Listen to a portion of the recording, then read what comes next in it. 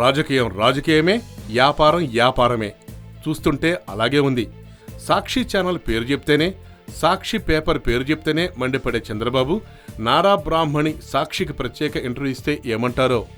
ఎవరు ఏ ఛానల్ చూడాలో అది వారిష్టం కదా.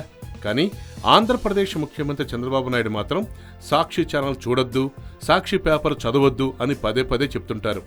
అంతేకాదు సాక్షి ఛానల్ పేపర్పై తీవ్ర విమర్శలు కూడా చేశారు. అవినీతి పుత్రిక, విషపత్రిక అంటూ విరుచుకుపడ్డారు కూడా. ఒక్క చంద్రబాబు నాయుడే కాదు, ఆయన తనయుడు నారా లోకేష్ది కూడా అదే బాట.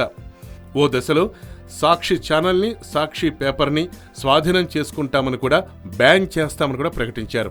కానీ విచిత్రంగా, ఆసక్తికరంగా నారా బ్రాహ్మణి మాత్రం సాక్షికి ఇంటర్వ్యూ ఇచ్చారు.